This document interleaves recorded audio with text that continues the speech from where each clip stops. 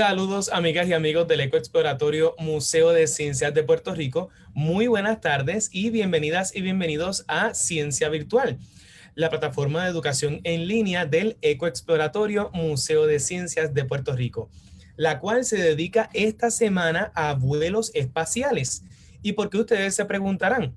Porque hoy las Naciones Unidas, desde el 2011, celebra el día de hoy, el Día Internacional de los Vuelos Espaciales Internacionales, conmemorando la llegada del primer astronauta, o debería de decir, cosmonauta, en llegar al espacio. Y de eso vamos a estar hablando el día de hoy, ya mismito. Pero antes les quiero presentar el calendario de eventos especiales a través de Ciencia Virtual de esta semana. Tendrán la oportunidad esta semana de disfrutar de diversos webinars, como lo es mañana, que tendremos a Ana Alvelo Serrano.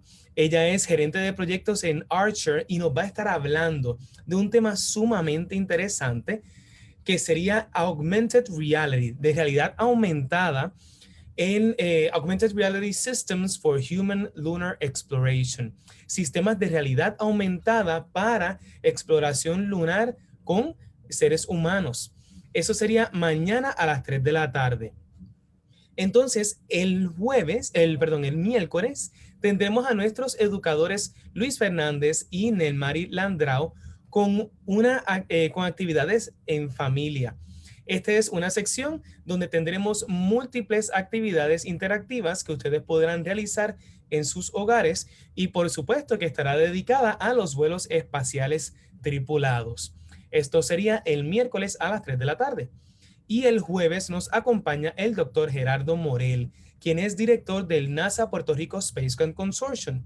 Y nos va a estar hablando de un tema que está reciente y todas las semanas tenemos nuevas noticias del proyecto de SpaceX, la compañía privada que en colaboración con NASA realiza múltiples viajes al espacio y recientemente llevó los primeros astronautas que salen desde el 2011 desde los Estados Unidos hacia la Estación Espacial Internacional.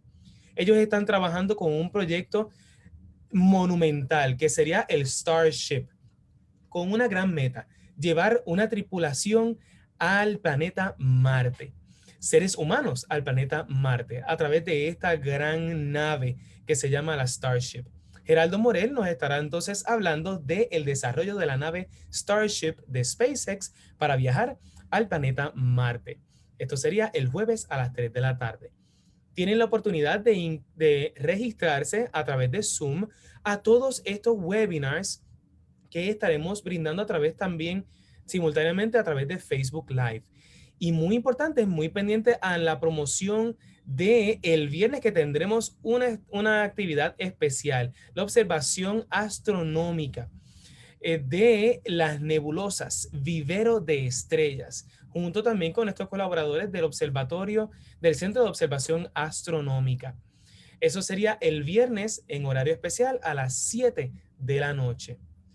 Y todo esto todo esto lo logramos gracias a nuestros grandes auspiciadores, los cuales nos ayudan a hacerlo posible: a Amgen, First Bank, Goya, Cooper Vision, Donativos Legislativos, NASA Puerto Rico Space Consortium, NASA, WAPA, WKQ 580 y a Selectos. Hoy, celebrando el Día Internacional de los Vuelos Espaciales Tripulados, me acompaña una de nuestras educadoras aquí en el Ecoexploratorio, Lorna Salamán, que estará con nosotros para hablarnos también de los proyectos futuros de NASA en relación a la exploración espacial tripulada, pero también estará hablándonos sobre un viaje en la historia de la exploración espacial tripulada. Así es, ¿verdad, Lorna? Muy buenas tardes a todos los que nos acompañan en Ciencia Virtual. Y hoy es un día muy particular porque, aparte de ser el Día Internacional de los Vuelos Espaciales Tripulados, celebramos además ese primer paso en uno de los programas más importantes que ha tenido la exploración espacial, que es los transbordadores espaciales, y se cumplen 40 años. Pero no voy a dar tantos detalles ahora para que disfrutemos de un recuento histórico de cómo llegamos hasta ahí. Hoy la vamos a pasar muy bien, así que comencemos con este tremendo viaje de la exploración, ese sueño que hemos tenido todos desde niños, por lo menos a mí que me encanta mirar a las estrellas y realmente me encantaría ir al espacio. Así que vamos a comenzar. Así mismo es, Lorna. Esto sería un viaje en la historia de los vuelos espaciales tripulados, pero cuando hablamos de los vuelos espaciales tripulados, me gustaría que nuestros visitantes a través de nuestras redes sociales de Facebook, a través de Facebook Live, nos escriban sus preguntas, sus comentarios, sus contestaciones de algunas preguntitas que estaremos haciendo, preguntitas abiertas que le estaremos haciendo a ustedes. Lo pueden escribir todito en la sesión de comentarios a través del Facebook Live. Si nos están viendo a través de Zoom, le exhortamos a que envíen cualquiera de sus preguntas a través de la sección de Q&A o Questions and Answers. Y si ustedes tienen alguna contestación a estas preguntas abiertas que haremos en vivo, o algún comentario, alguna anécdota o simplemente algún saludito que quieran enviar, lo pueden hacer en la sección de chat. Mientras tanto, aquí va nuestra primera pregunta a ustedes. Cuando hablamos sobre vuelos espaciales tripulados, ¿qué ustedes piensan? ¿En qué ustedes piensan? Si ustedes piensan en algún astronauta en específico, una nave que utilicen o algún planeta, ¿en qué ustedes piensan cuando hablamos sobre vuelos o cuando escuchan vuelos espaciales tripulados? Pueden irnos escribiendo en los comentarios. Mientras tanto, aquí estamos viendo dos eventos muy importantes que realizan, que involucran tripulación, que involucran astronautas. Por ejemplo, vemos a mano izquierda una exploración fuera de la Estación Espacial Internacional, donde realizan múltiples experimentos o arreglos o añadiendo diversas piezas a la Estación Espacial Internacional. Y a mano derecha tenemos a un astronauta muy importante. Lorna, ¿quién es esa astronauta que vemos ahí? Ahí tenemos a Christina Koch. Ella es curiosamente la persona que más tiempo ha estado en el espacio, más de 300 días acumulados. Y ahora mismo también fue seleccionada como parte del programa Artemis de ese grupo, que son 18 astronautas que van a ser esos que se están preparando para ir a la Luna. Eso comienza en el 2024, esperamos. Y Cristina pues tiene tanta y tanta experiencia que también se le dio la oportunidad. Vamos a ver qué ocurre. Son 18, si ella va en el primer viaje o irá en uno posterior. Ha hecho excelente trabajo, ha hecho caminatas espaciales, muchísimos experimentos. Vale decir que en la Estación Espacial Internacional se han hecho más de 3.000 experimentos que nos han beneficiado a nosotros aquí en la Tierra. Así que esa exploración del espacio realmente nos beneficia cada día y a veces no nos damos ni cuenta. Y quizás en nuestra alimentación, en cómo hacemos ejercicio, en los sistemas de telecomunicaciones, todo eso lo hacen ellos allá en el espacio. Así mismo es. Y mira, y Eva Luna nos escribe a través del chat en Zoom, el que al escuchar vuelos espaciales tripulados, ella piensa en que van personas en ese vuelo. Muy bien. Se refiere, porque al espacio hemos enviado múltiples y continuamos enviando múltiples equipos, entre ellos satélites, robots, otras naves, piezas de la Estación Espacial Internacional sin tripulación. O sea que no todos los vuelos al espacio incluyen una tripulación, o sea, una serie de profesionales, mujeres y hombres que van en esa nave. En otras palabras, astronautas. Pero también pensamos, y yo no sé ustedes, pero cada vez que yo pienso en vuelos espaciales tripulados, también pienso en esa primera vez que los astronautas llegaron a otro lugar que no fuese nuestro planeta Tierra. Y es la primera vez que el ser humano pisó otro mundo que no fuese el planeta Tierra. y es la primera vez que viajamos a la Luna. ¿Y por qué cuando hablamos de los vuelos espaciales tripulados pensamos en la Luna? Es porque la relación está sumamente conectada, la exploración de la Luna con todos los vuelos que hemos tenido.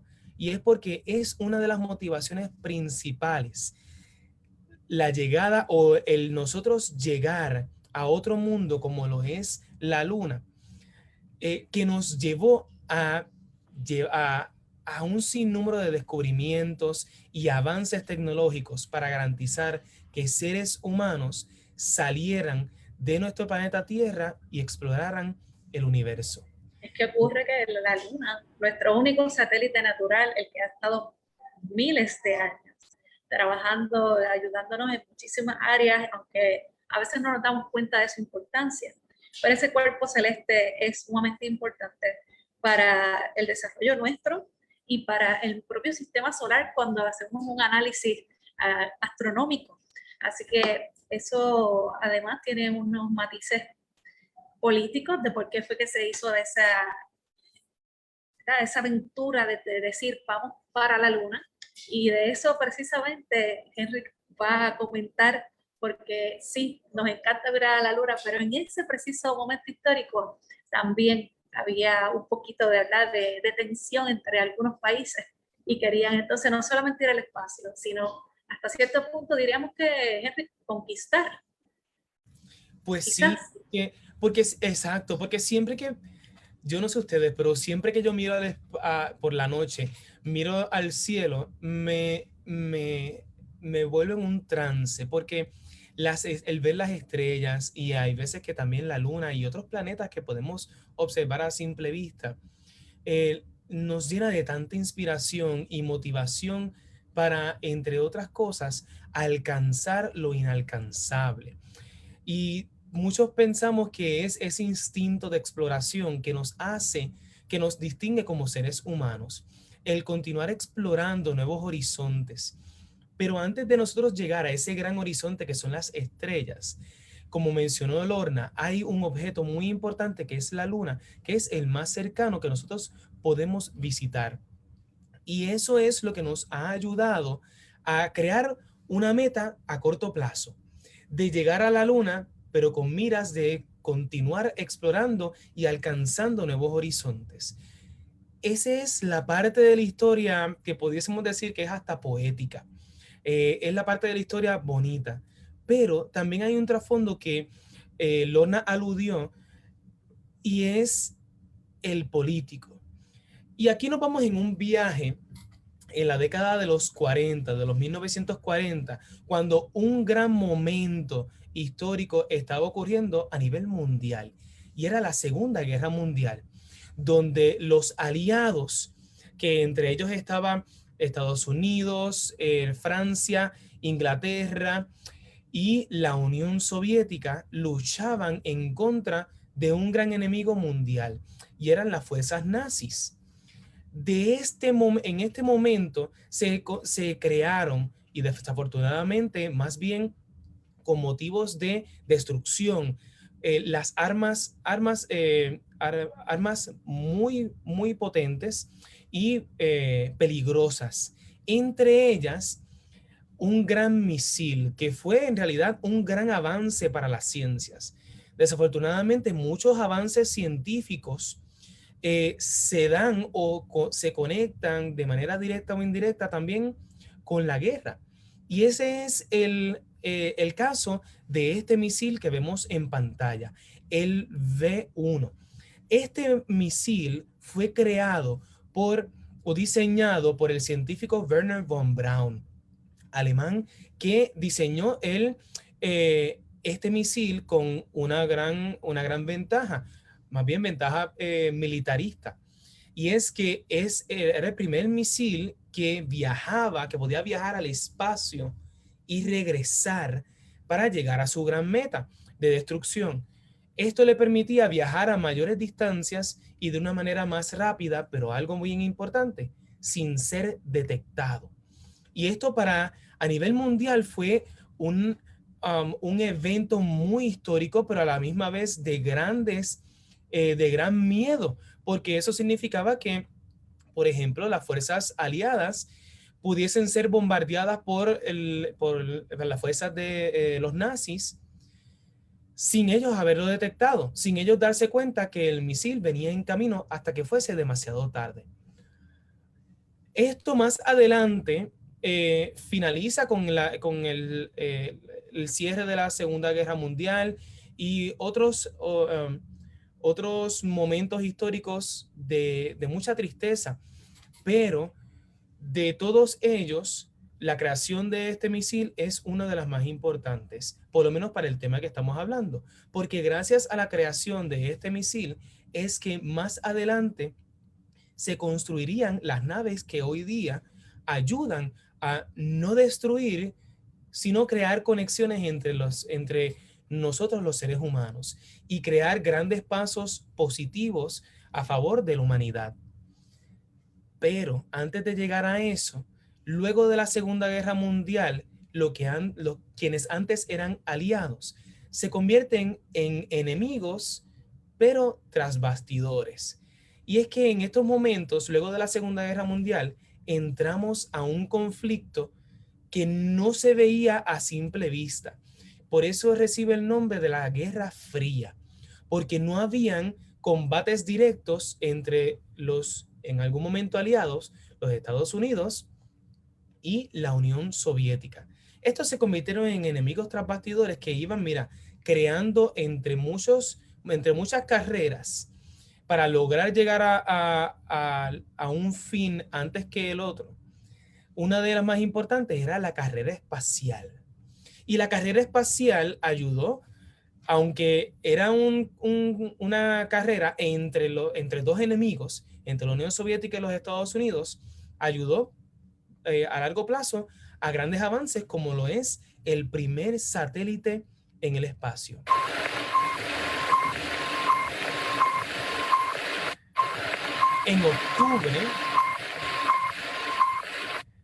En octubre, el 4 de octubre de 1957, ese sonido se escuchó a través de los radios de Estados Unidos y a través de los radios de todo el mundo. Ese era el sonido producido por el Sputnik 1 y era el primer satélite espacial, el primer satélite que logró llegar al espacio, enviado por la Unión Soviética. En estos momentos, Estados Unidos y la Unión Soviética estaban tratando de llegar al espacio, porque esa era la nueva frontera, llegar al espacio. Se podrán imaginar que nadie había logrado esa hazaña.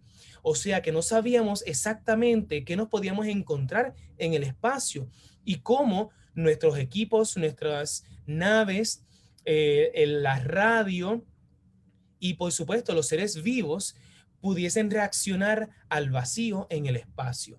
Y es por eso que poco a poco vamos enviando objetos, como lo es el primer satélite, el Sputnik 1, que llevaba un transmisor de radio y que producía ese sonido constante. A través de los radios, en cualquier parte del mundo se pudiese entonces recibir esta señal, porque el Sputnik 1, al llegar al espacio, orbitaba el planeta Tierra. Y esto, muchas personas decían, wow, es la primera vez que el ser humano ha llevado un objeto al espacio.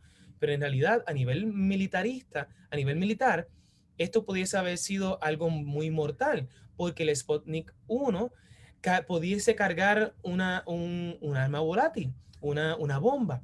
Pero en este caso no fue así. Simplemente... Uno de los que trajo el Sputnik, recuerda cuando lo vemos en algunos documentales, fue la impresión de el ciudadano común que tenía entonces el pensamiento de que quizás era también un arma de espionaje. Entonces había gran preocupación. Se ven hasta personas que se fueron entonces a sus hogares y el rostro de las autoridades gubernamentales en los Estados Unidos que francamente, y salen en los titulares de los periódicos, que en ese caso la Unión Soviética nos ganó. Y eso causó bastante molestia Y es lo que también acelera el proceso y nos damos cuenta en esa línea del tiempo que ahora mismo tienen presente, que todo ocurre muy rápido. Porque entonces nadie quería quedarse atrás. Correcto. Imagínense una carrera, que ustedes están con una carrera en pista y campo y tienen a tu contrincante o a tu compañero más adelante y tú quieres llegar en primer lugar. Tú quieres llegar en primer lugar y al ver que una persona te pasa por el lado y dice, pero ¿de dónde salió esta persona? No, y me di cuenta, yo pensé que iba en primer lugar. Y te pasa así velozmente, sin tú darte cuenta, eso te motiva, te dice, no, espérate, nosotros le tenemos que meter más fuerza y tenemos que seguir luchando para poder alcanzar y pasar a esa persona y llegar en primer lugar.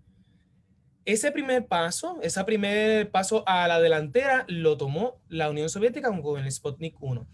Ya sabíamos que era posible enviar un objeto al espacio. Ahora, vamos a ver si podemos enviar un ser vivo al espacio, porque más adelante yo quiero enviar un astronauta, un ser humano al espacio.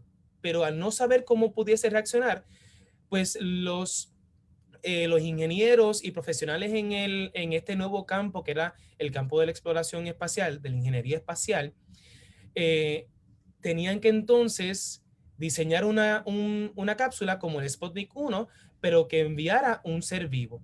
Y entre eso estaba la Unión Soviética y los Estados Unidos tratando de competir para lograrlo, hasta que de momento la Unión Soviética se les fue nuevamente por delante y lograron enviar el primer ser vivo al espacio el 3 de noviembre del 57. Se podrán imaginar el Sputnik 1 el 4 de octubre y al mes lograron enviar un perrito, una perrita, en este caso, Laika.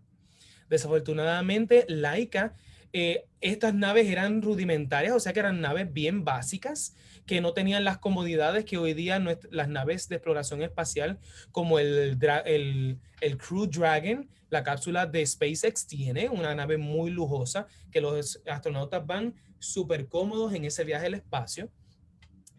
En este caso era bien básico y desafortunadamente no garantizaba que esta perrita sobreviviera. Y pues Laika no sobrevivió el viaje de regreso, pero sí llegó al espacio. Y fue el primer ser vivo en llegar al espacio. Los Estados Unidos estaban bien atrás ahora, hasta que por fin Estados Unidos envía un primer satélite. Un objeto que orbitaba la Tierra, alrededor de la Tierra por varias veces, en varias ocasiones, y transmitía una señal. Y este era el Pioneer, el Explorer 1. Esto fue 2 meses después del primer ser vivo, 2 meses después de Laika, llegó este satélite, el 1 de enero del 1958. Y Estados Unidos quería entonces probar si podían llevar un ser vivo al espacio, y ese fue el caso de Ham, que fue el primer chimpancé en llegar al espacio. En el caso de Ham, sí sobrevivió, sí regresó y murió de viejito, no murió en el viaje. Logró llegar al espacio y esto ayudó a que no solamente Estados Unidos garantizara de que un ser vivo llegara al espacio, sino que también este ser vivo pudiese hacer tareas, porque pensaban, ok, si nosotros llevamos un astronauta al espacio, va a sobrevivir. Y entonces hay algo en el espacio que a lo mejor el astronauta no pudiese realizar tareas. Hay algo que lo afectaría. Y por eso entonces enviaron a Ham. Sí, fue bien interesante porque Ham precisamente lo enseñaron a presionar algunos botones. Era como un adiestramiento de algo muy simple. Y que si emitía, por ejemplo, alguna señal o era un color en particular, Ham lo podía llevar a cabo. Entonces, así fue que probaron que era posible que la probabilidad aumentó. Y aunque se tardó un poco más, entonces se pensaba que iba a ser exitoso. Ham no fue el único. Otros primates sí tuvieron la oportunidad y en ese caso no hubo incidentes fatales, como ocurrió lamentablemente con Laika. Correcto. Y vamos a ver ahora, antes de que nosotros los seres humanos llegáramos al espacio, cómo entonces comienza la exploración del cielo, de la aeronáutica. Vemos que desde 1903 los hermanos Wright construyen la primera aeronave que viaja varios segundos en el aire. Luego tenemos un gran avance que es el primer ser vivo, no que vuela, sino que viaja al espacio con Laika. Y cómo entonces, en este caso los Estados Unidos van probando nuevas tecnologías para poder garantizar que un ser humano pudiese llegar al espacio con esta impresionante, en su tiempo, impresionante nave que ayudó a probar parte de la tecnología y los trajes y la resistencia del ser humano a lograr viajar, para lograr viajar al espacio. Y entre todo esto, Estados Unidos estaba trabajando con la creación de una nueva organización. Y este es el caso de NASA. Es en el 1958 que específicamente el 29 de julio que se crea, que se funda como tal NASA. Y con una gran misión de construir las naves, preparar los astronautas y lograr llevar seres vivos, astronautas, al espacio y regresarlos sanos y salvos. Pero un gran personaje en la historia ayudó a motivar más esto mismo, y fue el presidente Kennedy, que proclamó que el ser humano en 1962, antes de que se acabara la década de los 60, lograra esa gran hazaña. I believe that this nation should commit itself to achieving the goal before this decade is out of landing a man on the moon and returning him safely to the earth. Pero sus palabras más icónicas vienen siendo las que motivan, las que energizan a los Estados Unidos a lograrlo. We choose to go to the moon in this decade and do the other things, not because they are easy, but because they are hard. Desafortunadamente, no solamente, bueno, para Estados Unidos, no solamente la Unión Soviética logró llevar el primer satélite al espacio, el primer ser vivo al espacio, sino que también llevó a bordo de la nave Vostok 1 el primer astronauta, o en este caso, cosmonauta, el término que utilizan para referirse a astronautas soviéticos, o más bien hoy día rusos.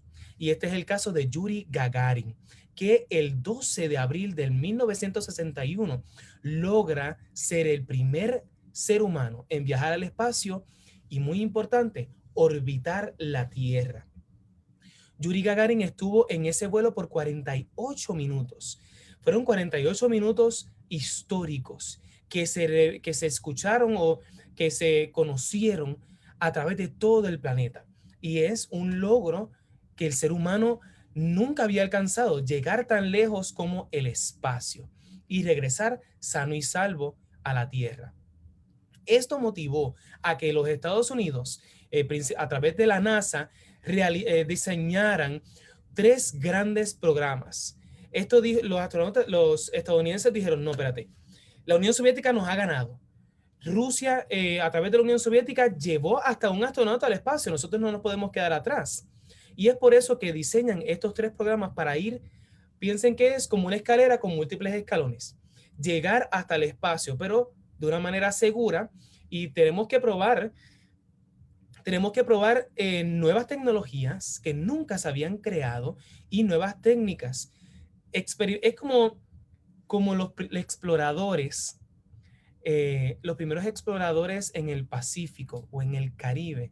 Imagínense estas tribus indígenas que nunca habían salido de su isla y observan el horizonte, el mar abierto, sin saber si van a llegar, si hay algo más allá de toda esa gran agua, todo ese gran mar u océano.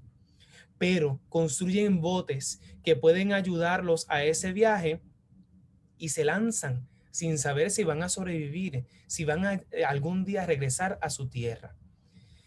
Ese es el caso de estos nuevos programas. Aventurarnos a unos nuevos horizontes, a unos nuevos océanos, pero en este caso océanos estrellados, océanos llenos de estrellas, planetas y un sinnúmero de objetos que hasta el momento no se habían descubierto.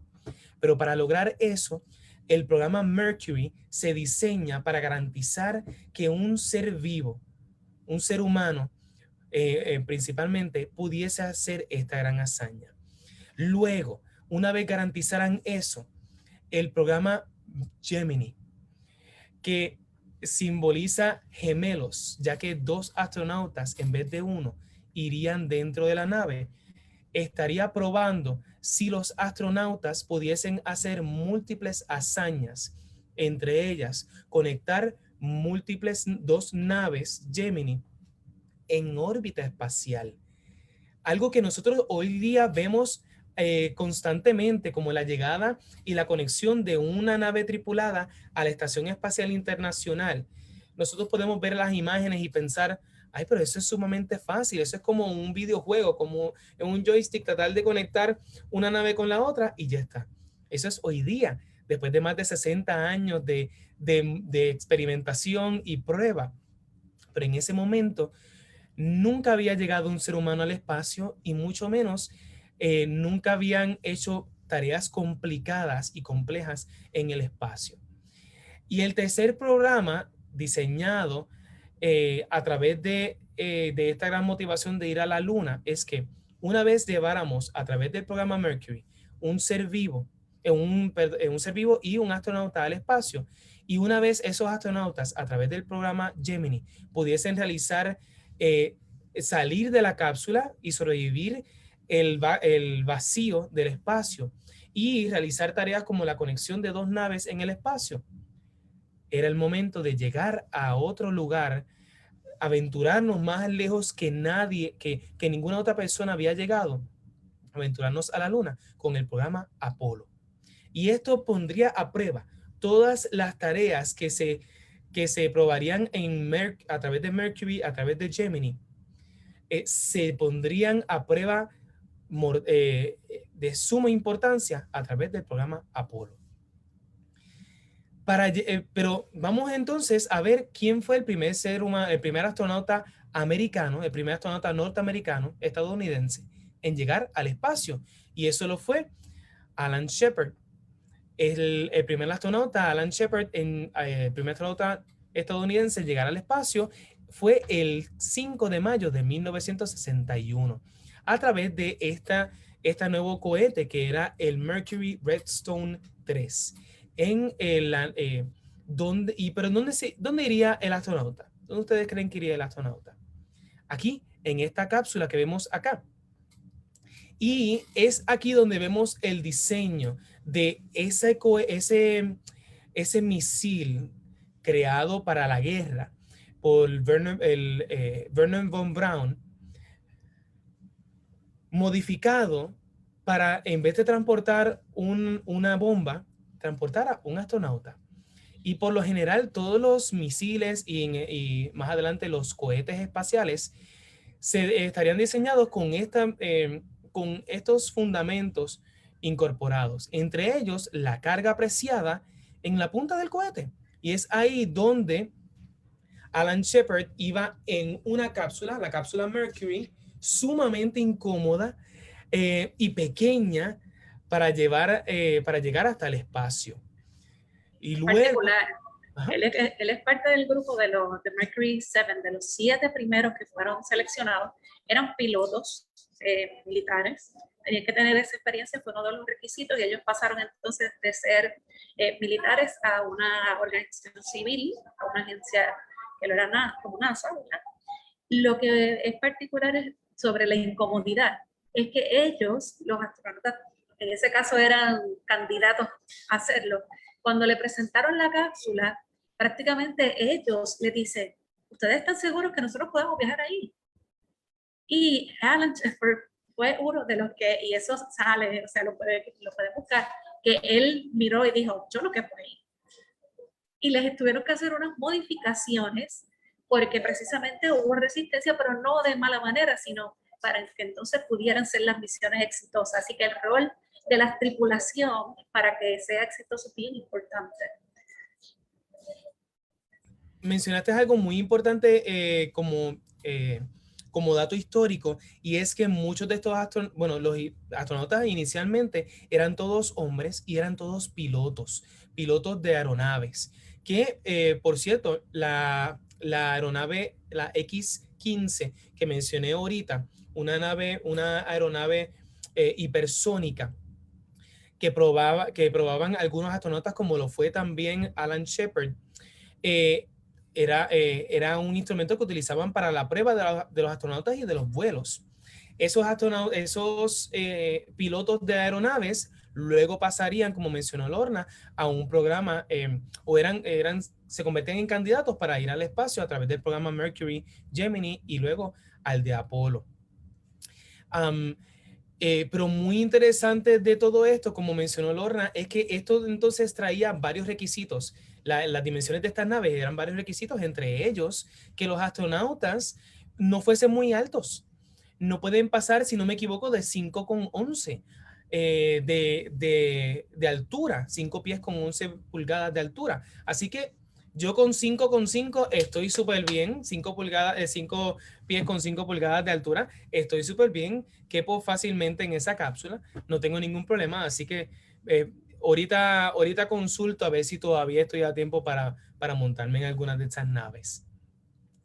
Luego de eso, poco después, esto fue en mayo del 61, el primer astronauta estadounidense en llegar al espacio. Luego de eso, le da lugar en otra misión a John Glenn, que un año después, el año siguiente, se convierte en el primer astronauta estadounidense en orbitar.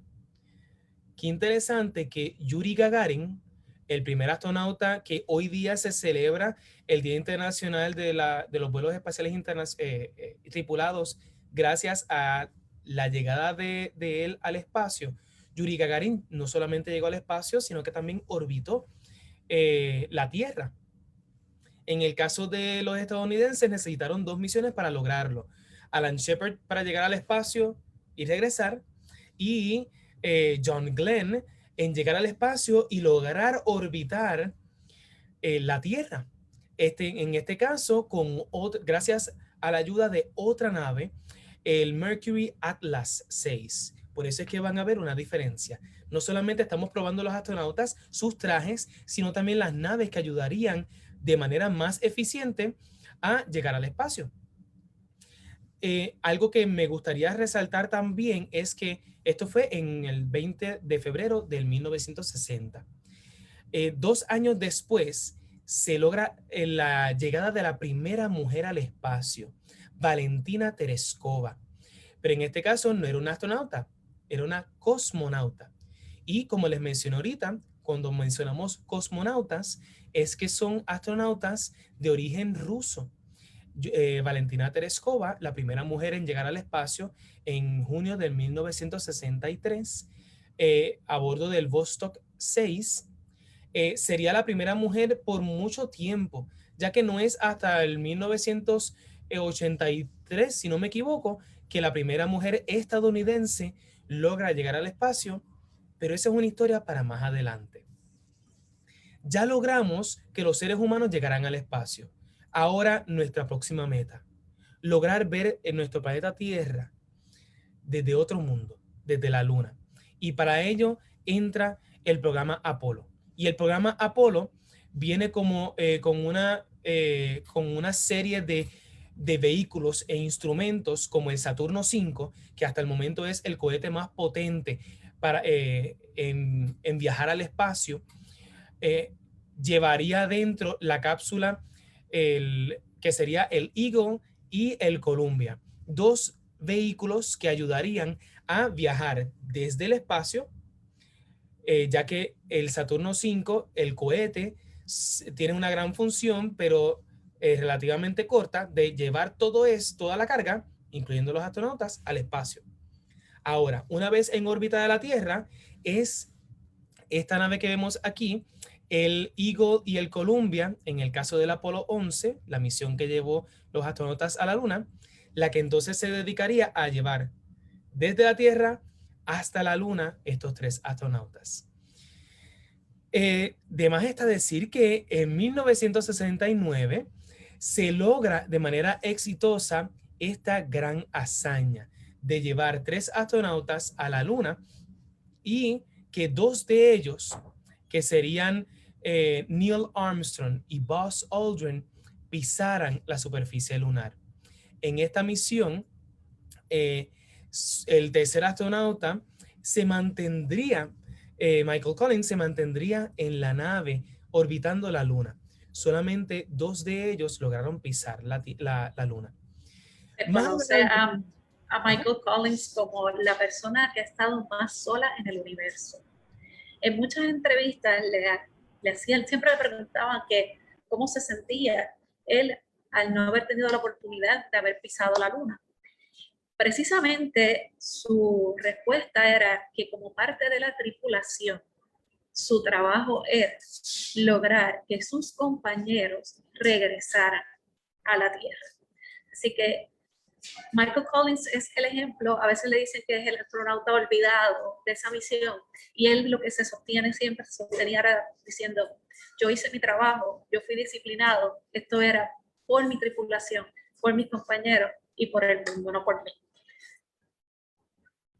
Correcto, y es porque también nos olvidamos de una parte muy importante, y yo diría que la más crucial de cada misión. No es necesariamente que logren exitosamente la misión allá en el espacio. Más importante aún es que estos seres humanos regresen sanos y salvos a la Tierra. Y hoy que celebramos el Día Internacional de los Vuelos Espaciales Tripulados, sí podemos hablar de las impresionantes naves y vehículos que se diseñaron, pero también tenemos que destacar las mujeres y hombres que sacrifican, que ponen en peligro sus vidas para lograr grandes eventos históricos y grandes logros de la ciencia y de la humanidad. Y estos son los astronautas. Y también ese gran equipo de miles y miles de profesionales a través de la historia que también han trabajado tras bastidores para lograr que esto se lograra. Y es un batallón de mujeres y hombres, matemáticas, ingenieros, químicos, una serie de profesiones que ayudan a que lo que vemos frente a las cámaras, 3 astronautas viajar al espacio y llegar a la Luna, se diera. Y muchas de estas historias nunca se escuchan, nunca se cuentan, porque son historias que se quedan en el olvido, pero cada una de esas vidas es sumamente importante para lograr que el ser humano llegue más lejos de lo que ningún ser humano había alcanzado. Enrique, también esa foto tan bonita que muchas personas saben, era una postal. Esa postal tenía un propósito. Ellos siempre sabían, una tripulación conoce los riesgos, y en el caso de ellos, tanto Buzz, Neil como Michael Collins sabían que existía el no poder regresar. Así que esas postales tenían un significado para su familia y para la humanidad. El que sí tenía mayor probabilidad de regresar era Michael. Y a él eso le dio una responsabilidad enorme. Siempre que vean fotos de él o entrevistas, busquen información, el rostro es más serio, pero era más ecuánime también por eso, porque él sabía que su trabajo era demasiado importante. Por supuesto, Buzz y Neil Armstrong, como yo digo, ellos la pasaron muy bien, fueron los primeros. Después en Apolo 12, 14, 15, 16, 17, y no estamos brincando a la 13 por casualidad, sino por desperfectos mecánicos, pero llegaron sanos y salvos. Así que sacrificaron el que era el objetivo, llegar a la Luna, para poder regresar a esa tripulación sana y salva. Así que eso es parte de las decisiones que tienen que tomar no solamente la NASA, también otras agencias espaciales, cuando se trata de ¿qué vamos a hacer? Llegar a la superficie de la Luna, que era en ese caso el propósito, o regresar a nuestros humanos, a esa tripulación. En ese caso, en Apolo 13, lógicamente, ellos llegaron sanos y salvos después de mucho trabajo, esfuerzo, dedicación y del conocimiento, la preparación que tuvo esa tripulación. Así que hay una película, muchos la han visto.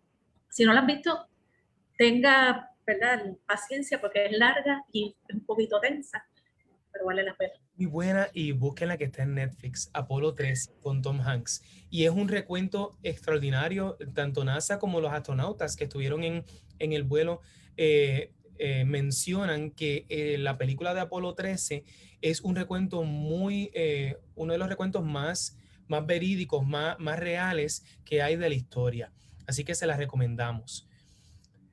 Luego de Apolo 11, como mencionó Lorna, tenemos Apolo 12, 13, 14, 15, 16 y 17. 6 misiones adicionales donde seres humanos viajaban a la Luna. Pero luego de esa última misión de Apolo 17, en el 1972, la meta de ir a la Luna ya no era real, ya no era válida.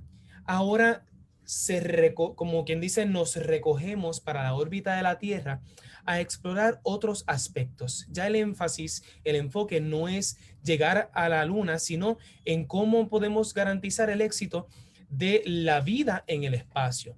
Y es aquí donde vamos experimentando con estaciones espaciales, viviendas temporeras donde astronautas no irían por 3 días y regresaban, sino que estarían por mayor cantidad de tiempo.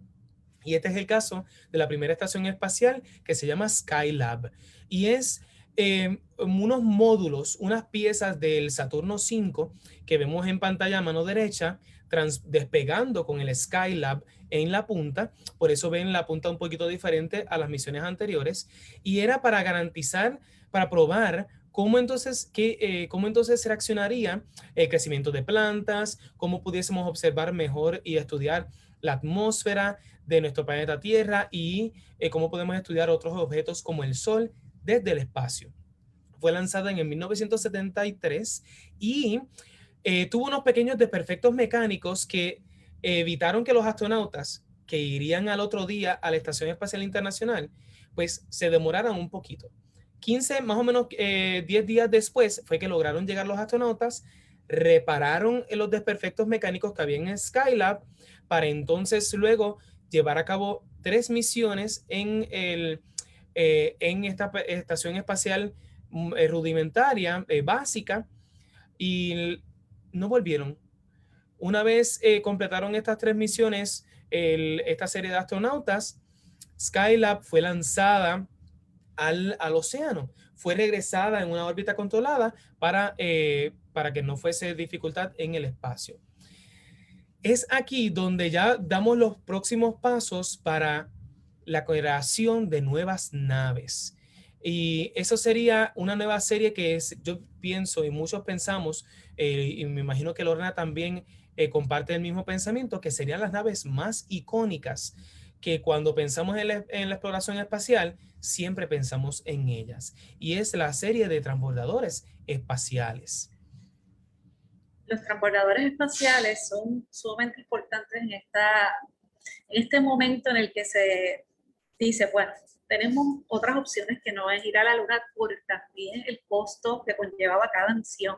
Cada lanzamiento de Saturno V costaba millones y millones de dólares y no todas sus partes no se podía reusar. Así que se consiguió una manera, los transbordadores espaciales, de tener más personas que pudieran llevar a cabo experimentos y ayudaran, porque se mueve entonces todo lo que tiene que ver con la exploración espacial y cómo lo que hacemos en el espacio puede beneficiarnos a nosotros en la Tierra. ¿Cómo podemos hacer de la Tierra un lugar mejor? Entonces llegan estas naves bastante particulares, algunas al principio tuvieron un poquito de resistencia, porque las personas decían, ¿y esto va a funcionar? ¿Y qué es lo que va a estar ocurriendo? Tuvo una duración este programa, porque no era solamente las naves independientes. El programa duró nada más y nada menos que 30 años. Estuvieron en funcionamiento y hoy, el 12 de abril del 2021, se cumplen, 40 años completamente. Estamos ahí en ese periodo porque las personas piensan que esa primera misión y ahí comenzó. No. Se está 10 años haciendo todas las investigaciones, trabajando arduamente para que una primera nave pueda entonces ser exitosa. Así que todo ese proceso y todas las personas que trabajan, y nos hicieron una pregunta ahora acerca de qué tienen que hacer para trabajar en la NASA o en otras agencias espaciales, pueden tomar cualquier carrera en ciencias, tecnología, ingeniería, matemáticas. Hay otras que pueden ser hasta de ciencias sociales. Hay algunos que estudian relaciones internacionales, imagínense. Pero se hace mucha investigación antes de entonces comenzar programas como este, que sinceramente cambiaron para siempre la historia. Estuvimos siempre activos desde el 12 de abril de 1981 ahí comenzó el Columbia, que es uno de los más famosos, y Enrique ahí al final vamos a hablar un poquito del Columbia, y algunos de ustedes deben ya saber qué fue lo que ocurrió. Y el Atlantis fue el último en julio de 2011. Eso fue un momento triste cuando se retira.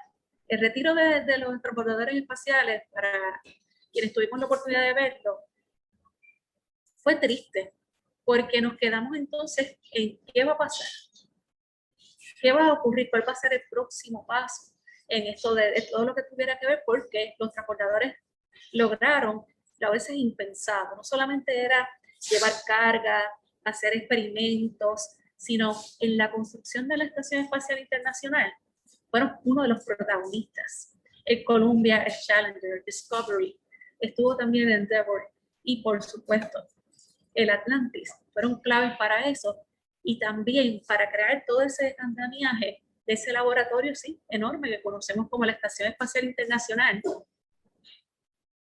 Y esto no es tan fácil, el lograr también construir esos módulos, ayudar a construir unos módulos, el tener un brazo robótico funcionando de manera eficiente. Todo eso en algo que al principio hasta estaba extraño porque parecía como, tenía unas similitudes con un avión.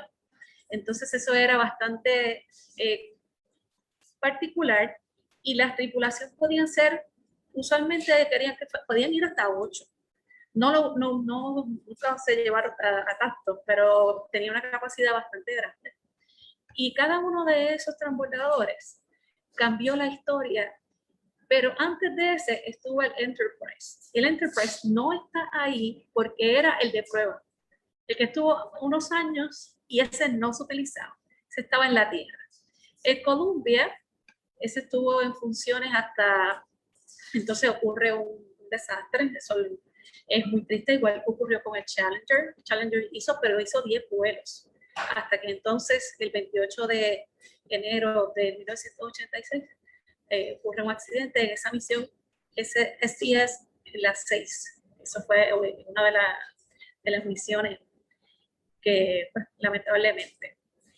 Cada uno de ellos, para ir rápidamente, Columbia hizo 28 vuelos, el Challenger 10, el Discovery 39, en el Endeavour 25, el Atlantis 33. O sea que estaba hecho, era un programa que era, vamos, hacemos nuestro trabajo, regresamos y era continuo. Recuerdo en esa época que era normal el leer en la prensa que el transbordador X hizo tal cosa, regresaba y fue una época bien activa. Increíble, por ejemplo, que el Discovery estuviera tanto tiempo, 39 misiones, y fue impresionante el trabajo de cada uno de ellos. ¿Por qué? Porque ellos, por ejemplo, los astronautas que eran seleccionados para el programa de los transportadores espaciales, centrándonos en lo que es la tripulación, eran escogidos con mucho cuidado, porque se buscaba también que pudieran trabajar en equipo en un ambiente complicado, donde tenían unos retos en particular, y por ejemplo, que también pudieran trabajar en equipo en unas condiciones que eran impredecibles. También se buscaba por primera vez llevar civiles. Se logró. Hubo una situación, pero sí ocurrió. Ese entrenamiento de ellos era intenso en condiciones extremas, pero tenía ese componente adicional, porque eran naves que se rehusaban. Así que ellos tenían que ser muy cuidadosos con lo que hacían ahí. 355 personas tuvieron la oportunidad de viajar en los transportadores espaciales. Entonces, en ese caso es que las mujeres regresan Y me refiero a regresan porque ya había ido una, no era estadounidense. Y es la clase del 1977-78 que se escoge a Sally Ride. Empiezan a seleccionar mujeres, y digo la clase porque los astronautas, ellos son candidatos, los escogen, ellos entonces pasan por ese entrenamiento y se gradúan. Y Sally Ride en el 1983 es la primera mujer, entonces, que es no solamente seleccionada, sino que tiene la oportunidad. Así que diríamos que la historia de las mujeres en lo que tiene que ver con por formar parte de las tripulaciones no es tan larga, no llevan tanto tiempo. Así que eso es sumamente interesante, cómo los transbordadores cambian la historia de lo que nosotros pensamos que iba a ser un detente. Y entonces ese periodo es muy activo. Y luego lo que estamos viendo, Enrique, no sé si ahí coincides conmigo, es como una ola. Como que lo que es la exploración espacial hemos tenido eso, unas épocas. En este caso, en el programa de exploradores espaciales fue la persona más joven, con apenas 28 años. Va la primera mujer y va la persona de mayor edad, que fue precisamente John Glenn, que ya hablamos de él, y con 77 años, él entonces decide porque fue un experimento y John Glenn formó parte de que se hiciera ese experimento, porque para decidir obviamente llevar a una persona mayor de su edad en ese momento, y en el 1998 él hace en el Discovery, uno de los parte de la tripulación del Discovery. Así que este es un periodo activo de días y días y días acumulados, de muchos retos, de estar continuamente en la NASA con un presupuesto elevado. Eso también influyó en hacer el retiro. Estas naves también tenían, como todo, un periodo de uso, y aún cuando no hubiesen ocurrido los accidentes con el Columbia y con el Challenger, hubieran tenido que ser retiradas. No sé si quieras comentar algo más sobre ese periodo de los transbordadores. Sí, que tenemos un videito. Correcto, es un periodo de muchos grandes avances, pero era un periodo donde teníamos que justificar a través del comercio y de los de uso militar el viajar al espacio. Ya no estábamos hablando tanto de viajar al espacio por explorar, ya esa mentalidad de exploración pues se veía mermada, porque teníamos que comercializar y, como quien dice, cubrir los costos de ir al espacio. No solamente se realizaban muchos experimentos que han ayudado a la humanidad, entre ellos experimentos de la medicina, en la medicina. También la construcción de la Estación Espacial Internacional, que hoy día todavía la vemos, pero también cuando muchos satélites militares se llevaban al espacio también gracias a el viaje de los transbordadores espaciales. Era un vehículo que fue diseñado pensando piensen en una guagua de transporte de carga, una guagua de carga, donde tendría entonces capacidad para no solamente llevar 7 astronautas, 8 astronautas en total, pero en todas las misiones llevaban 7, sino también una gran carga que pudiese ser satélites, pudiese ser instrumentos para la Estación Espacial Internacional, módulos, entre otros. 5 de los módulos fueron ensamblados utilizando los transportadores, o sea, y obviamente la tripulación que tenía el conocimiento para eso, y el Hubble, el telescopio Hubble. Los transportadores espaciales tuvieron un rol muy interesante, y este video, no sé si vamos a poner un clipcito nada más, pero precisamente muestra un poco de la historia y ese diseño inicial de los transbordadores espaciales. Y este video está calientito, como uno dice, porque acaba de salir hoy mismo. Así que si como no 5 horas. Si no lo han visto, exacto, 5 horitas nada más. Si no lo han visto, aquí tienen la oportunidad.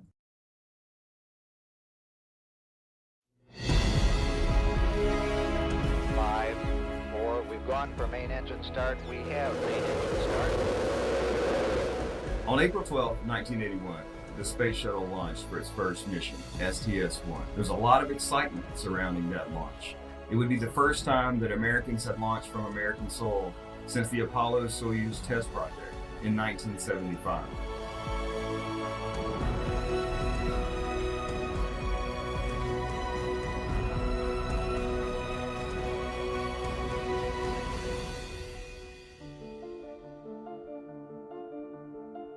Well, the first flight, our intent is primarily to make sure that the bird will get up like we want it to, and it'll come down like we want it to. The Space Shuttle would be a significant achievement. It would be the first of its kind, a fully reusable vehicle for travel to low Earth orbit. The design and development of the Space Shuttle took 10 years. The propulsion systems, the Space Shuttle main engines were some of the most complex, highly advanced engines. They still exist today as the RS-25s on the Space Launch System. But for those people who don't understand the significance of this, one more time, please. Why do you think this is so important? Why are you so satisfied with it? Well, it's an age-long goal to be able to fly into and out of space, but even more than that, I think it's a remarkable way to get payloads up into space cheaply and economically. It's what we've been trying to do for the last 10 years, routine access to space. It's going to improve science Y and es precisamente lo que estábamos comentando acerca del asunto de presupuesto y si valía la pena, y John, uno de los primeros que van en los viajes. También la tecnología que se trabajó para la propulsión para la llegada de ese primer viaje. El sistema de propulsión es el mismo el que se está utilizando prácticamente para el SLS, que es lo que próximamente esperamos que funcione para el programa Artemis.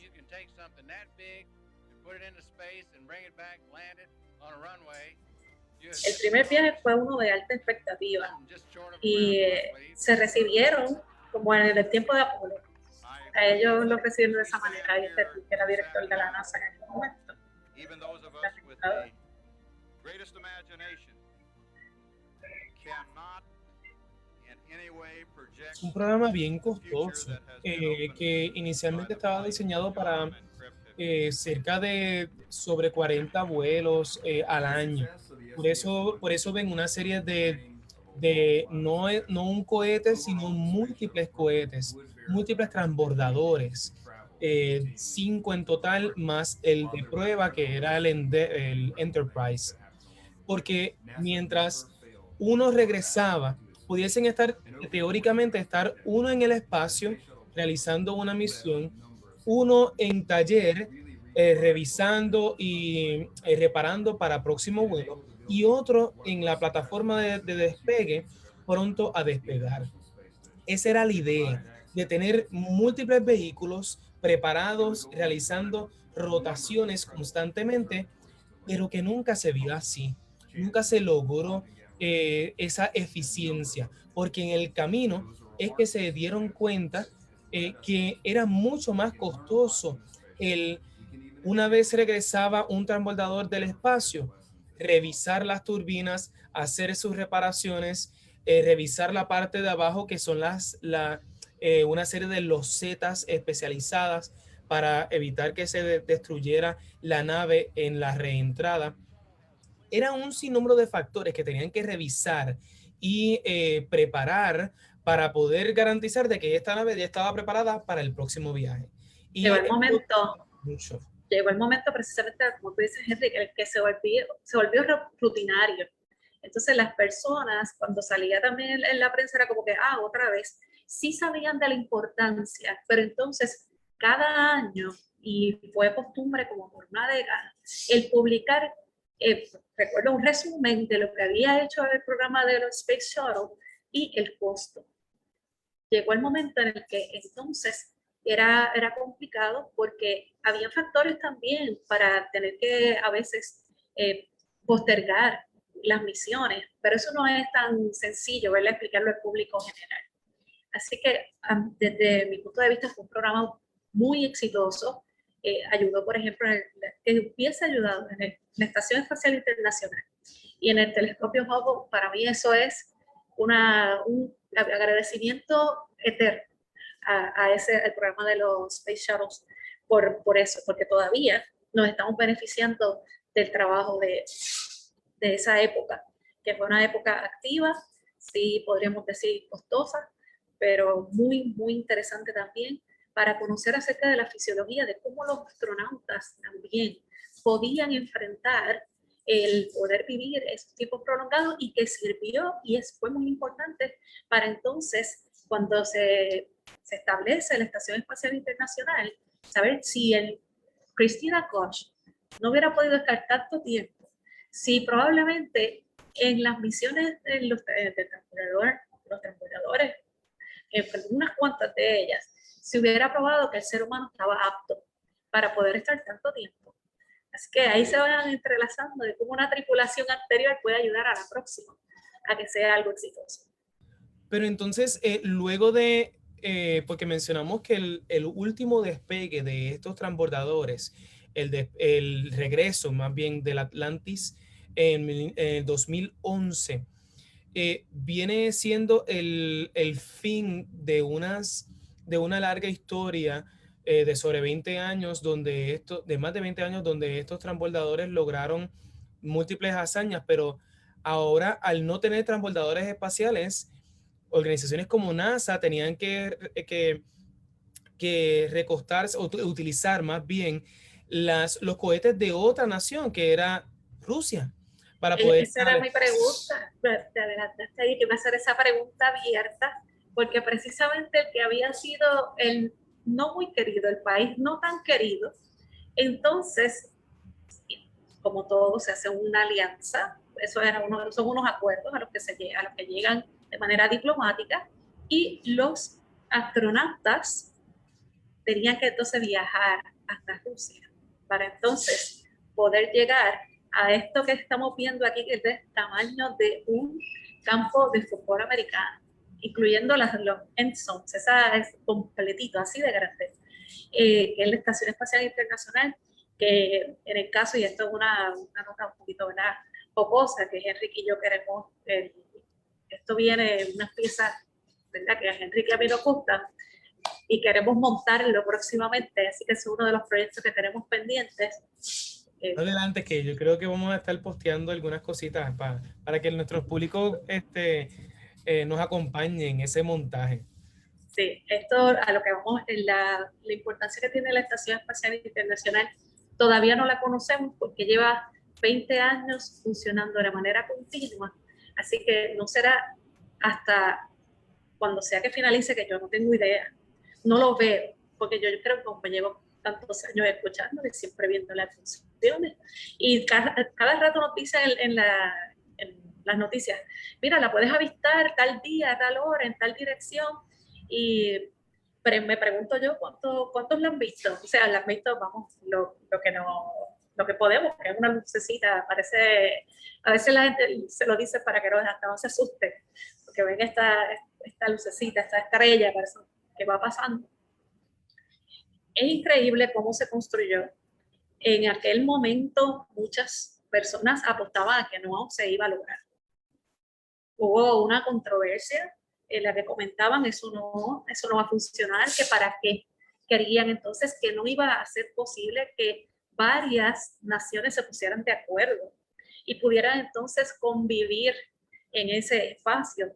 Así que fueron unos cuestionamientos que se plantearon al momento de poder entonces estructurar el proyecto y asignar el presupuesto, porque esto sí fue costoso.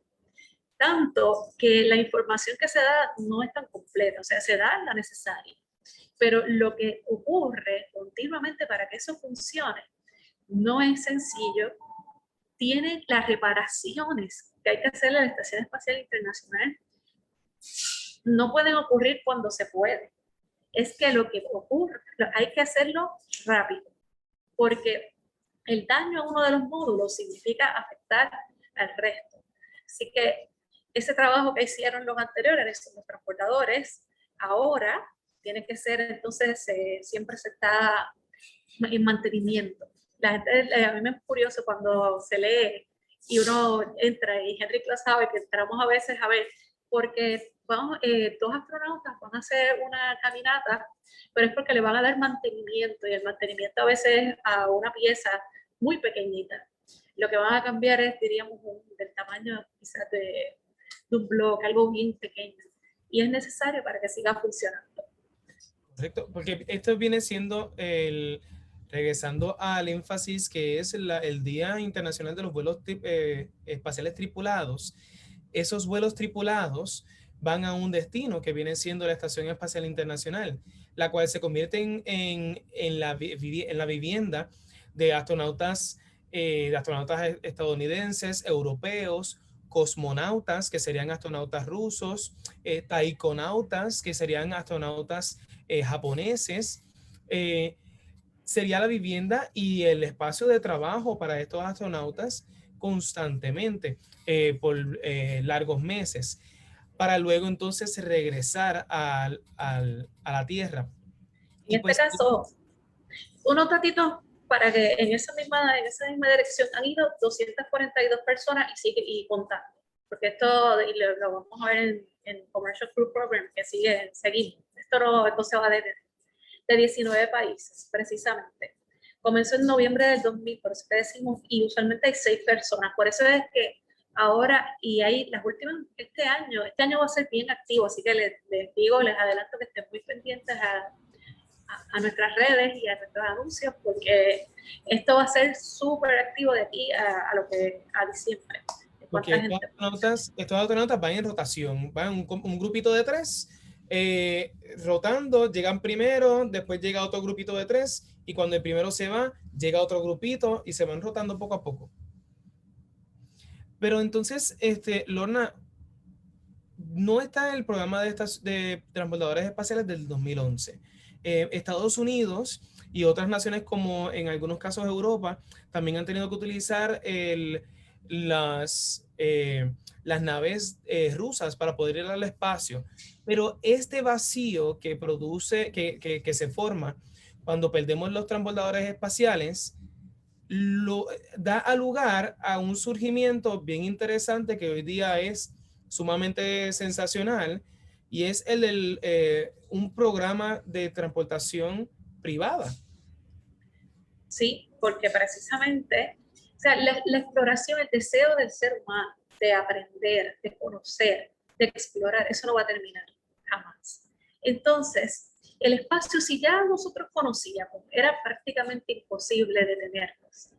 Comienza también una época difícil, económicamente hablando. Tenemos que hablar de esto, tiene que ver con unos presupuestos, y tiene que funcionar y ser eficiente no solamente para el ciudadano común, sino para los gobiernos en general. Entonces surgen unas corporaciones, unas agencias que les interesa. Hay un interés privado, a ver qué tal. Porque sí, muy chévere que la Estación Espacial Internacional estaba ahí, que pueden haber 6 personas viviendo de manera cómoda, que se pueden hacer caminatas espaciales, que hay muchas opciones. Pero entonces, ¿cómo subvencionar? NASA atraviesa un momento complicado, y allí es que vienen entonces, y yo sé que muchas personas han escuchado lo que es SpaceX y Boeing, pero especialmente SpaceX. Esa es la más que entonces por ahí siempre estamos escuchando, y la que nos ha hecho a Henry y a mí levantarnos tempranitos en ocasiones.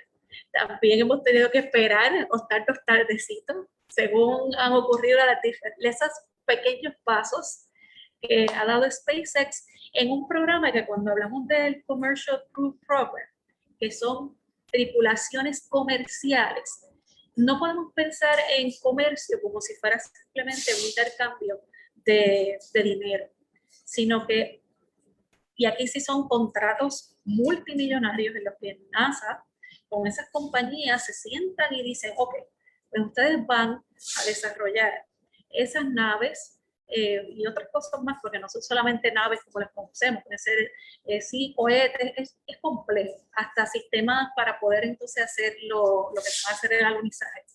En conclusión, ellos construyen y es como si le compráramos el espacio para que los astronautas puedan estar ahí, ellos o lo que sea necesario.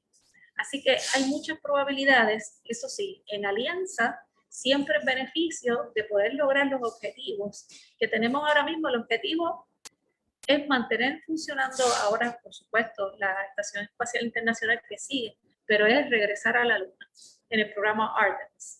Eso es uno de, yo diría que si algo estamos esperando muchos, es que eso ocurra. Se espera que ya en el 2028 estemos ya presentes con una presencia continua, que estemos haciendo muchísimas misiones en la Luna. Henrik y yo apostamos a que eso va a ser posible y estamos trabajando arduamente. Lo digo porque nosotros somos parte también y ustedes también, porque la divulgación y el conocimiento nos va a ayudar muchísimo para que nosotros podamos también desarrollar y ayudar a los jóvenes a que puedan entonces lograrlo. Y qué bueno que ese ha sido el tipo de pregunta que hemos tenido tanto en el Q&A como en el chat, de precisamente cómo lo pueden lograr. SpaceX es la más conocida. Ya tenemos Demo 1, que fue de demostración, de prueba, a ver qué pasaba. Me refiero a tripulaciones como tal. Las pruebas son muchas y siguen probando. A veces funciona, a veces no funciona. Eso es parte del proceso. Crew 1, esa tuvimos la oportunidad de cubrirla. Y es bien interesante el sistema que tiene, y Henry comentaba acerca de la comodidad. Y ahora pues ya eso ha cambiado, porque se busca que la tripulación no solamente esté cómoda, sino que puedan llevar a cabo su trabajo, y también que la tecnología, los sistemas automatizados y hasta la inteligencia artificial que es parte de sus componentes de las naves, es increíble.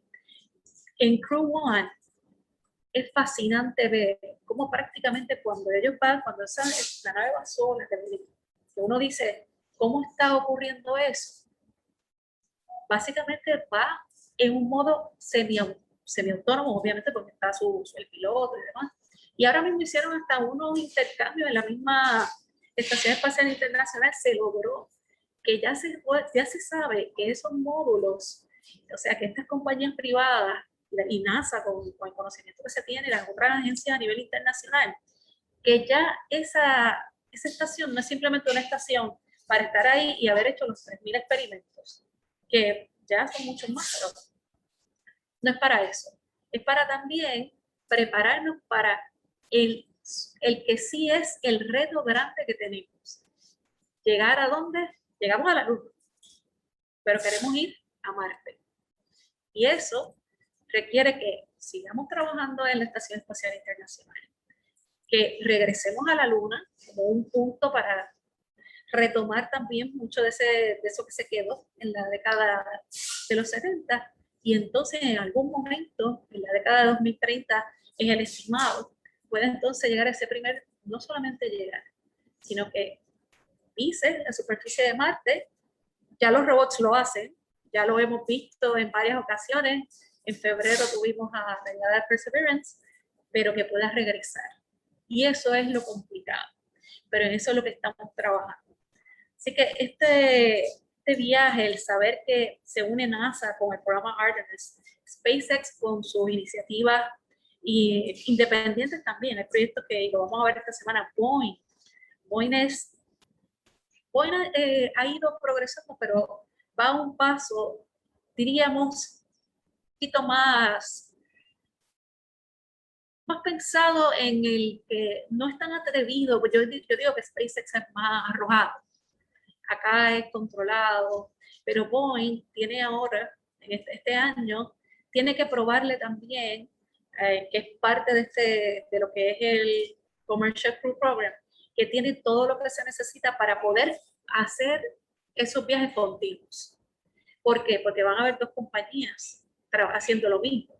Entonces, ese programa comercial, ahí que entonces es complicado. Esto es una logística muy interesante en el que mucho de lo que ocurre en la Tierra, ahora, ¿cómo lo vamos a trasladar al espacio? Un día Enrique y yo nos estábamos hablando de, oye, pero ¿qué va a terminar ocurriendo? Porque, ¿cómo van a organizarse? Pues es muy particular que las tripulaciones no son de un país. En las tripulaciones, tanto ocurre con SpaceX, ocurre con Boeing y el programa de Artemis, es multicultural. Y son los astronautas, cosmonautas, todos aquellos que se dedican y que son preparados para explorar el espacio. Ellos entonces provienen de diferentes países. Japón, hay de Canadá, hay de Estados Unidos, diferentes estados, hay latinos y de origen también hispano. O sea que tenemos una diversidad, estudiantes de ingeniería, algunos son médicos, otros son pilotos, hay geólogos, hay algunos que han hecho doctorados en relaciones internacionales. O sea que la diversidad es muy importante porque así de diverso es el planeta Tierra. Asimismo, nosotros estamos sentando las bases para cómo entonces sería esa presencia continua del humano en el espacio. Esto es uno de los retos, lo dejo ahí como algo abierto. Yo no sé qué va a pasar, pero sí me intriga y me fascina y lo sigo todos los días y por eso es que precisamente de mi parte exhorto a que aquellos que han estado con nosotros también compartan la información y esto es lo que vamos a vivir, ya lo estamos viviendo y lo vamos a seguir experimentando día a día por el resto de lo que nos quede. Esto no va a parar. Y esto es a favor de la humanidad, del avance de nosotros como seres humanos. No solamente nos ayuda a conocer más sobre nuestro planeta Tierra desde el espacio, cómo nosotros los seres humanos podemos sobrevivir en lugares extremos como lo es en el espacio donde no hay gravedad, y cómo podemos desarrollar tecnologías de medicina, de crecimiento de tecnologías agrícolas, diversas tecnologías que no solamente es para la exploración espacial, sino tecnología que beneficia grandemente, facilita y aumenta la productividad y garantiza el éxito de muchos proyectos acá en el planeta Tierra.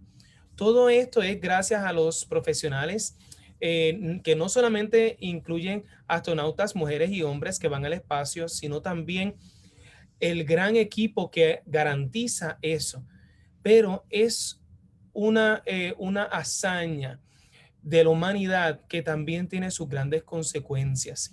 Y ese es el caso, y también pone en peligro la vida de estas mujeres y hombres que dedican su vida para ello, para el crecimiento y el mejoramiento de la vida en nuestro planeta. Y ese es el caso de las 14 personas las 14 vidas que se perdieron a través de dos grandes vuelos, que lo fue a través del transbordador Challenger en enero de 1986 y la explosión del transbordador Columbia en febrero del 2003.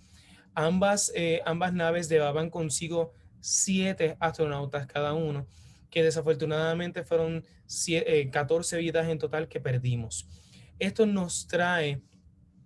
nos ayuda a reflexionar lo peligroso que son estos vuelos, estas exploraciones de lo desconocido, pero también presentan la perseverancia y la dedicación que el ser humano en nosotros como exploradores, pero también como seres que compartimos este planeta con otros humanos, lo que podemos lograr y lo que podemos sacrificar para el bien no de el individuo, sino del colectivo. La valentía que demostraron esas 14 personas, 7 en esa misión en el 1986 a bordo del Challenger y luego en el Columbia en el 2003, son un ejemplo de definitivamente el compromiso también que tenía cada uno de ellos en ayudar al desarrollo de la humanidad, que nuestra civilización pudiera tener mayor conocimiento. Y también es bien importante que entendamos que explorar es parte intrínseca de la naturaleza nuestra. Eso es bien importante, pero debemos ser responsables y cuidar nuestro planeta para que ese trabajo que hacen esas tripulaciones también tenga ese sentido de que lo estamos haciendo en conjunto. Ahí Cristina siempre regresa con el mismo rostro de felicidad. Cuando fue seleccionada para el programa Artemis, también muy feliz. Cada vez que hace una caminata espacial, ellos cada uno se arriesga grandemente, porque ahí sí que hay que ser sumamente cuidadoso, porque perder la vida de esa manera, ellos conocen el riesgo. Lo hacen por todos nosotros. Y eso es admirable.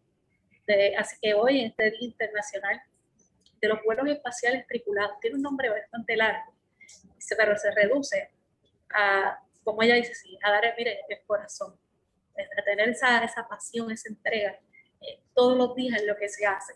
Así que ellos son un ejemplo, esas tripulaciones, de lo que debemos hacer todos los días.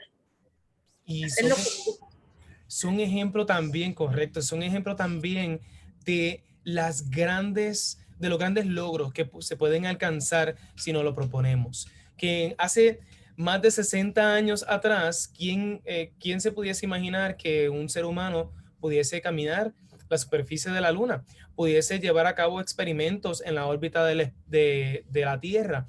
Y quién sabe todas las aventuras y toda la exploración que todavía falta por realizar, mundos y descubrimientos que faltan por alcanzar a través de la exploración espacial.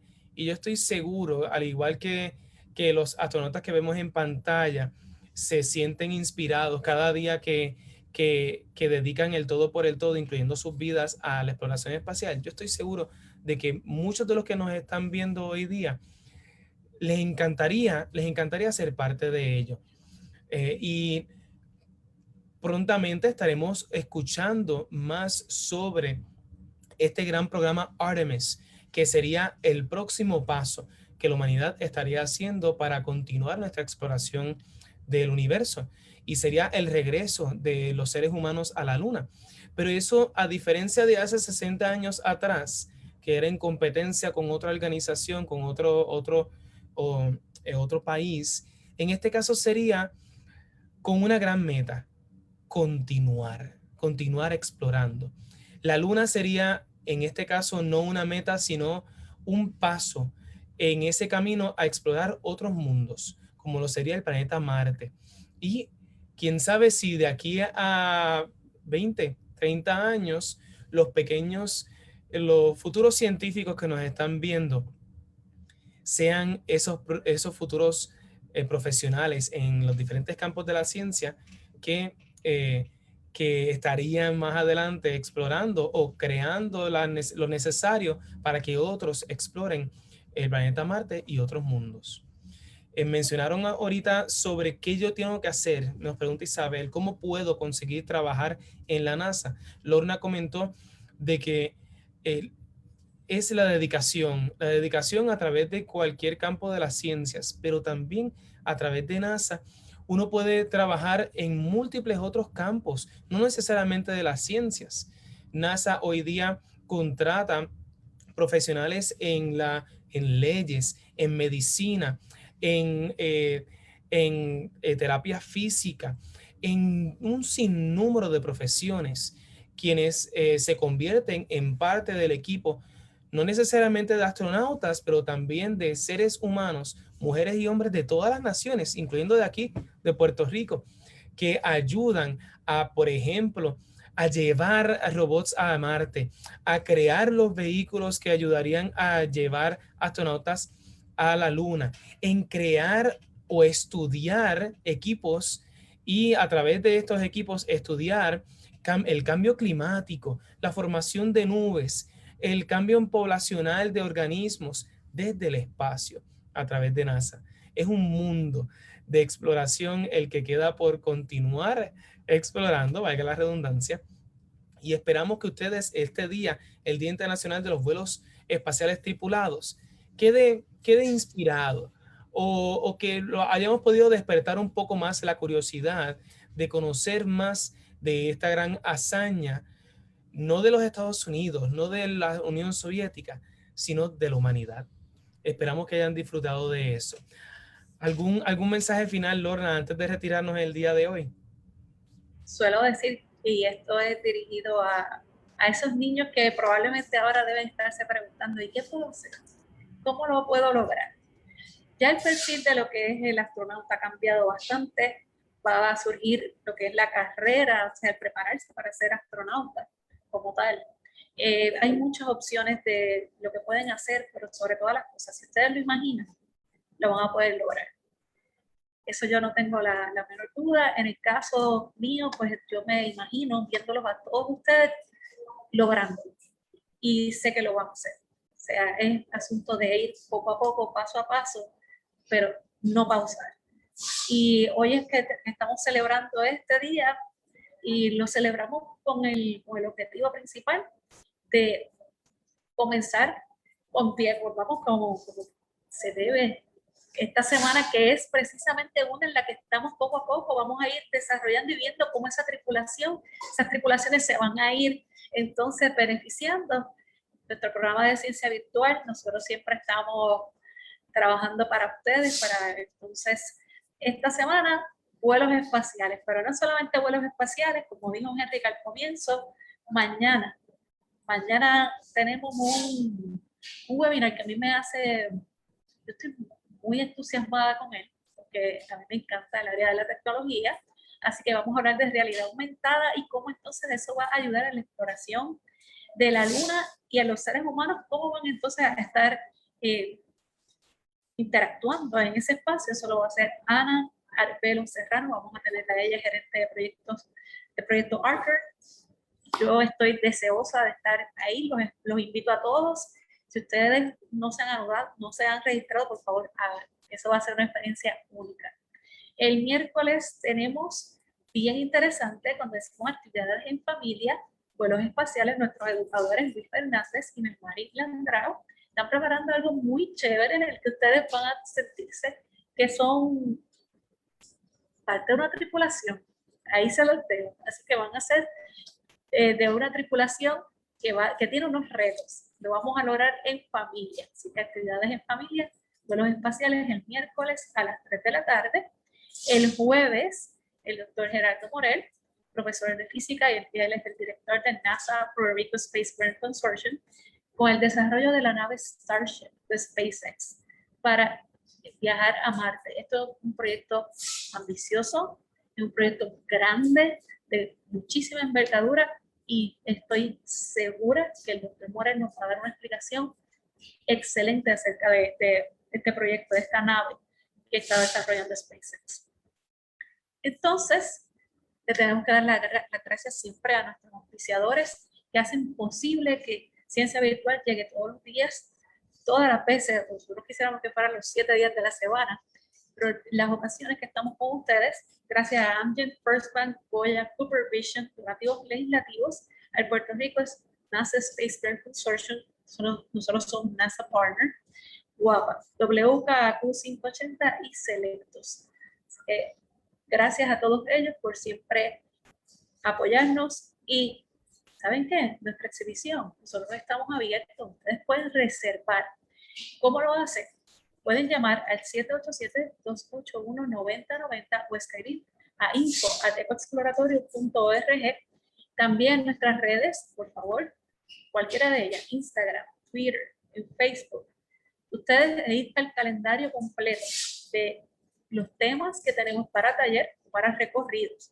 Así que pueden reservar y estamos siguiendo todos los protocolos. Estamos pasando muy bien. Así que pueden venir para acá a visitarnos, a tener esa oportunidad, y nosotros gustosamente aquí los vamos a recibir y a pasar esa experiencia excitante aquí en el Ecoexploratorio. Nuestra tienda del Ecoexploratorio, tenemos las mascarillas y otros artículos de emergencia También tenemos las cajas científicas. Bueno, entra a la página, entra a la tienda y usted ya verá que se va a quedar encantado y va a hacer su compra. Y nosotros aquí vamos entonces a enviarle eso con mucho cariño también. Les preparamos ese paquetito y en general la información de nosotros nos visita el sitio web ecoexploratorio.org/ciencia virtual. Puede llamarnos también al 281-9090. Cualquier información, pregunta, en nuestro correo electrónico webinar@ecoexploratorio.org. En las redes, bajo Ecoexploratorio, Twitter, Instagram, Facebook y nuestro canal de YouTube. Usted ahora, si no lo ha hecho, rápidamente entre a YouTube, haga la búsqueda Ecoexploratorio, déle a la campanita, suscríbase y póngale todas las notificaciones, porque este y todos los webinars, cápsulas educativas, nosotros las tenemos disponibles en el canal de YouTube para que ustedes entonces puedan seguirse educando y también las puedan compartir. Así que de parte de Henrik, y digo que estoy segura que lo hemos pasado súper bien, y de parte mía, les deseamos una linda tarde y en mi caso yo creo que yo lo veo mañana. Muchísimas gracias, Lorna, y gracias a todos ustedes. Esperamos que tengan un bonito día. Ya saben, tienen cita mañana con Ciencia Virtual, que estaremos hablando de realidad aumentada y cómo eso se aplica a la exploración de la Luna. Muchísimas gracias, Lorna, por estar con nosotros en Ciencia Virtual. Gracias a todos ustedes y nos vemos mañana. Que tengan bonita tarde.